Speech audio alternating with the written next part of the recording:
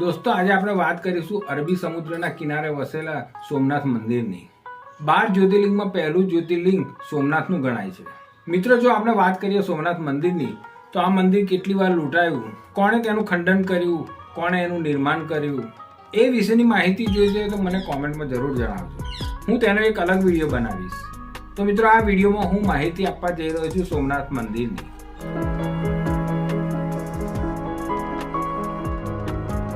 મિત્રો, આ મંદિરના નિર્માણમાં કહેવાતા ભારતના લોહ પુરુષ નેતા શ્રી સરદાર વલ્લભભાઈ પટેલનો સિંહ ફાળો રહેલો છે.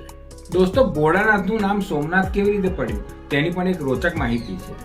ચંદ્રદેવના લગ્ન દક્ષ પ્રજાપતિની 27 દીકરીઓ સાથે થયા હતા, પણ ચંદ્ર રોહિણીને વધારે ચાહતા હતા.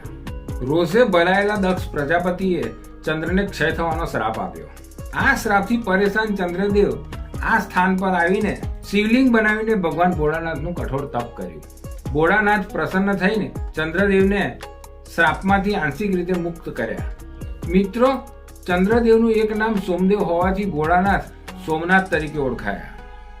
મિત્રો, હવે આપણે જાણીએ કે અહીં રહેવા માટે શું વ્યવસ્થા છે. મિત્રો, તમારી પાસે 3 વિકલ્પ છે. પહેલા વિકલ્પમાં તમે ધર્મશાળામાં રહી શકો છો. બીજા વિકલ્પમાં તમે સોમનાથ ટ્રસ્ટ અતિથિ ગૃહમાં પણ રહી શકો છો, અને ત્રીજા વિકલ્પમાં તમે હોટલમાં રહી શકો છો. આ ત્રણેય જગ્યાએ એકંદરે 300 રૂપિયાથી માંડીને 2500 રૂપિયા સુધીમાં રૂમ મેળવી શકો છો. મિત્રો, જો તમે તહેવાર પર આવતા હોય તો તમારી રૂમનું બુકિંગ ઓનલાઈન કરાવી શકો છો, કારણ કે તહેવારોમાં અને સમર વેકેશનમાં રૂમ મળવા મુશ્કેલ બની જાય છે. જો તમે સિંગલ પર્સન હોય તો તમે ડોર્મેટરીમાં રહી શકો છો, જેનો ચાર્જ લગભગ 100 રૂપિયાની આસપાસ હશે. તો મિત્રો, હવે આપણે ગયા છે સોમનાથ મંદિરના પ્રાંગણમાં. અહીં આપણને સરદાર વલ્લભભાઈનું સ્ટેચ્યુ નજરે પડે છે. બીજું સ્મારક હમીરજી ગોહિલનું નજરે પડે છે. મિત્રો, હમીરજી મોહમ્મદ ગઝનવી સાથે યુદ્ધે ચડ્યા હતા. તેમને સોમનાથ મંદિરની રક્ષા ખાતર પોતાના દેહનું બલિદાન આપી દીધું હતું. તે શહીદ થઈ ગયા હતા. મિત્રો, એવું કહે છે કે ગર્ભગૃહમાં દર્શન કરવા જતા પહેલા આ વીરને નમન કરીને જવું. પણ મિત્રો, મંદિરમાં જતા પહેલા તમારો મોબાઈલ, તમારું ચાર્જર, તમારો હેન્ડીકેમ, તમારું પર્સ, તમારો ચામડાનો બેલ્ટ, આ બધું લોકરમાં જમા કરવાનું રહે છે. દર્શન કર્યા બાદ તમે એ પરત લઈ શકો છો. અહીં લોકર માટે કોઈ પણ જાતનો ચાર્જ લાગતો નથી. આ લોકરનો ઉપયોગ તમે નિઃશુલ્ક કરી શકો છો. હવે આપણે જઈએ સોમનાથ દાદાના દર્શનાર્થે. આ મંદિરની ઊંચાઈ લગભગ 150 ફૂટની છે અને તેને બનતા લગભગ 5 વર્ષ નીકળી ગયા હતા. મિત્રો, મંદિરમાં ભોળાનાથની આરતીનો સમય છે સવારે 7 વાગે, બપોરે 12 વાગે અને સાંજે 7 વાગે. આ મંદિરની પાછળ જ આવેલું છે જૂનું સોમનાથ મંદિર. 18મી સદીમાં મરાઠા સામ્રાજ્યની મહારાણી અહલ્યાબાઈ હોલકરે આ મંદિરની પુનઃસ્થાપના કરી હતી. આ મંદિરમાં 2 શિવલિંગ આવેલા છે. જે ઉપરનું શિવલિંગ છે તે મહારાણી અહલ્યાબાઈના નામ પર છે, અને જે નીચેનું છે તે સ્વયંભૂ છે. મિત્રો, આ મંદિરની મુલાકાત અવશ્ય લેજો.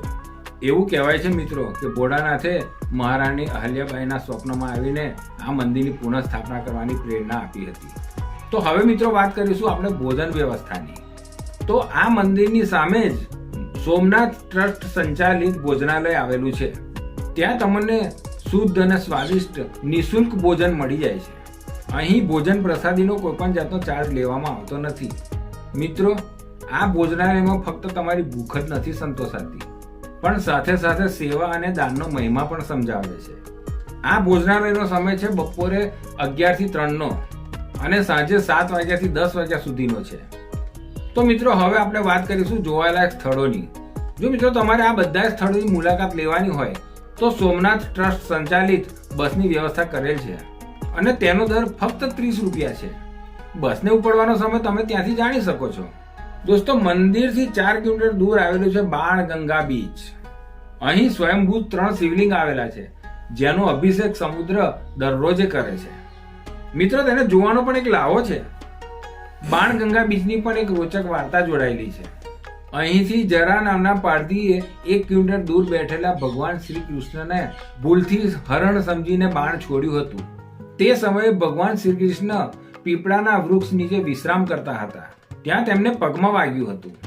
જ્યારે જરા પારધીએ નજીક આવીને જોયું તો પોતાની ભૂલ સમજાઈ. તે ભગવાન શ્રી કૃષ્ણ પાસે ક્ષમાની યાચના કરવા લાગ્યો. ત્યારે ભગવાને હસતા હસતા કહ્યું કે આ તો વિધાતાના ખેલ છે. એને કોઈ બદલી નથી શકતો અને અહીં મારી લીલાનો અંત આવે છે. ત્યારબાદ ભગવાને માનવ દેહનો ત્યાગ કરી વૈકુંઠમાં ગમન કર્યું હતું અને ત્યારથી આ જગ્યા ભાલકા તીર્થ તરીકે ઓળખાઈ. આ મંદિરમાં ભગવાન શ્રી કૃષ્ણની અને જરા પારધીની પ્રતિકાત્મક મૂર્તિના દર્શન થાય છે. મિત્રો, આ એક જ મંદિર એવું છે જેની અંદર ભગવાન શ્રી કૃષ્ણ સૂતેલા દર્શન આપે છે. હવે મિત્રો આપણે જઈશું સોમનાથ મંદિરથી 1 કિલોમીટર દૂર આવેલા ત્રિવેણી સંગમ પર. મિત્રો, આ જગ્યા પર 3 નદીઓનો એટલે કે હિરેન, કપિલા અને સરસ્વતીનો સંગમ થાય છે. અહીં આ 3 નદીઓ એકબીજાને મળીને અરબી સમુદ્રમાં ભળી જાય છે. મિત્રો, આ સ્થાનને મોક્ષનું દ્વાર પણ કહેવામાં આવે છે. અહીં મનુષ્યના મરણોપરાંત થતી માતૃશ્રાદ્ધ, પિતૃશ્રાદ્ધ અને પિંડદાનની વિધિનું પણ મહત્વ રહેલું છે. તો મિત્રો, હવે આપણે જઈશું કામનાથ મહાદેવ. એવું કહેવાય છે કે કામનાથ મહાદેવના દર્શન કરવાથી સર્વની મનોકામના પૂર્ણ થાય છે. અહીંથી થોડેક જ દૂર પૌરાણિક સૂર્ય મંદિર આવેલું છે. અહીં પહેલા સૂર્ય દેવતાની પૂજા થતી હતી. આ મંદિરની વાસ્તુકલા જોવા જેવી છે. તેની બાજુમાં જ આવેલું છે હિંગળાજ માતાજીનું મંદિર. મિત્રો, એવું કહેવાય છે કે સતીના દેહનો એક અંશ અહીં પણ પડ્યો હતો. આ મંદિર ગુફામાં આવેલું છે. ગુફામાં જઈને માતાજીના આશીર્વાદ પ્રાપ્ત કરી શકો છો.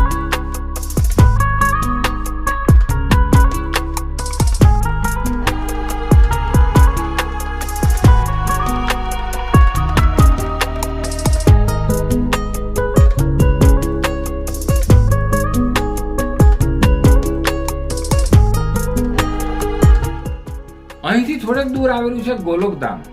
મિત્રો, અહીં નાના મોટા ઘણા મંદિરો આવેલા છે. સર્વપ્રથમ આપણે જઈશું ગીતા મંદિર, જ્યાં ભગવાન શ્રી કૃષ્ણના પદ ચિહ્નના દર્શન થાય છે. આ મંદિરનું નિર્માણ બિરલા પરિવારે કર્યું હતું. આ મંદિરના દરેક સ્તંભ ઉપર ગીતાજીના 18 અધ્યાયના શ્લોક અંકિત કરેલા છે.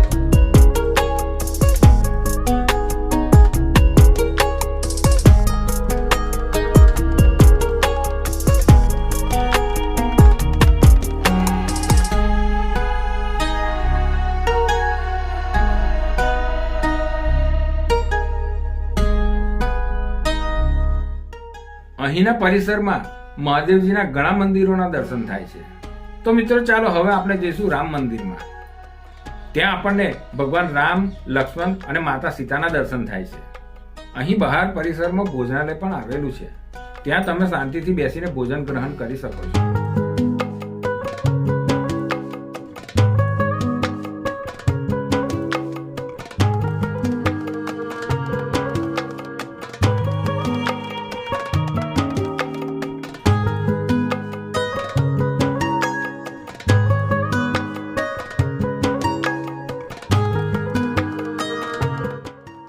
મિત્રો, સોમનાથ મંદિરની પાસે આવેલું છે ભગવાન લક્ષ્મીનારાયણનું મંદિર.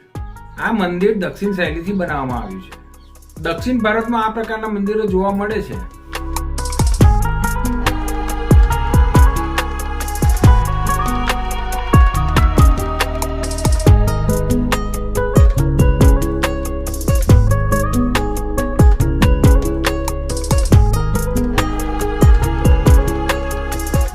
તો મિત્રો, ચાલો હવે આપણે જઈશું સોમનાથ બીચ ઉપર.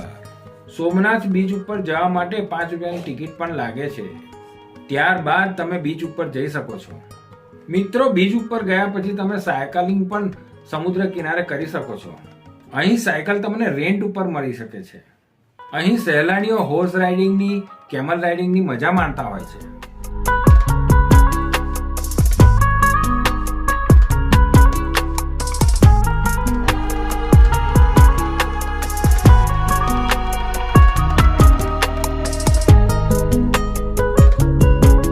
જો તમે નાસ્તાના શોખીન હોય તો અહીં તમે વિવિધ પ્રકારના સ્ટ્રીટ ફૂડની મજા લઈ શકો છો અને પોતાની પ્યારી અને મીઠી યાદોને કેમેરામાં કેદ કરી શકો છો. મિત્રો, તમે જોઈ શકો છો કે મંદિરના પરિસરમાં તીરવાળો સ્તંભ દેખાય છે અને તીરનું મુખ સમુદ્ર બાજુ છે. સ્તંભની નીચેના લખાણથી તમે સમજી શકો છો. તેમાં લખ્યું છે કે આ તીરની સીધી રેખાના પાણીના માર્ગમાં કોઈ પણ જાતની અડચણ કે કોઈ ટાપુ આવતો નથી. મિત્રો, છે ને વિચારવા જેવી બાબત. હજારો વર્ષ પહેલા બનેલા આ મંદિરમાં તે વખતના પૂર્વજોને કેવી રીતે ખબર પડી કે આ સીધી લીટીવાળા માર્ગમાં વચમાં કોઈ પણ અડચણ કે કોઈ ટાપુ નથી? મિત્રો, આ છે આપણી ભારતની સંસ્કૃતિ. આ એક જ્યોતિર્લિંગ નથી, પણ આપણા હિન્દુઓનું એક ગૌરવ છે. આ બીચ ઉપર હનુમાનજી દાદાની ભવ્ય મૂર્તિ સ્થાપિત કરેલી છે. એવું લાગે છે મિત્રો કે આ બજરંગબલી આપણને કહી રહ્યા છે કે સોમનાથ મંદિરમાં આવતા ભક્તોની હું રક્ષા કરું છું. આ બીચ સાંજના 7 વાગ્યા સુધી ખુલ્લો રાખવામાં આવે છે. સનસેટ પોઈન્ટ જોનારા શોખીનો માટે આ સનસેટ પોઈન્ટ જોવા જેવો છે. અહીંનો સનસેટ પોઈન્ટ જોવાનો પણ એક લાવો છે. મિત્રો, રાત્રે મંદિરમાં લાઇટ એન્ડ સાઉન્ડ શો બતાવવામાં આવે છે, જેમાં મંદિરના ઇતિહાસની માહિતી દર્શાવવામાં આવે છે. આ શોની ટિકિટનો દર મોટા વ્યક્તિઓ માટે 25 રૂપિયા અને નાના બાળકો માટે 15 રૂપિયા છે. મિત્રો, આ લાઇટિંગનો નજારો ખૂબ જ સુંદર લાગે છે. મિત્રો, અહીં આવવા માટેનો બેસ્ટ સમય છે નવેમ્બરથી એપ્રિલ સુધીનો. અહીં શિવરાત્રીમાં અને શ્રાવણ માસમાં લાખો ભાવિકો ઉમટે છે. તો મિત્રો, સોમનાથ દાદાના દર્શનનો લાભ લેવા આવો. અરબી સમુદ્રના મોજાનો અવાજ અને ઠંડા પવનનો લાભ લેવા જરૂરથી આવજો. મિત્રો, આ વિડીયો તમને કેવી લાગી કોમેન્ટમાં જરૂર લખી જણાવજો. વિડીયોને લાઈક કરીને ચેનલ સબસ્ક્રાઇબ પણ કરી દેજો. અમને મોટિવેશન મળે યાર. સોમનાથ દાદા આપ સૌની મનોકામના પૂર્ણ કરે એવી દાદાને મારી પ્રાર્થના. ધન્યવાદ. નમસ્કાર. જય સોમનાથ દાદા.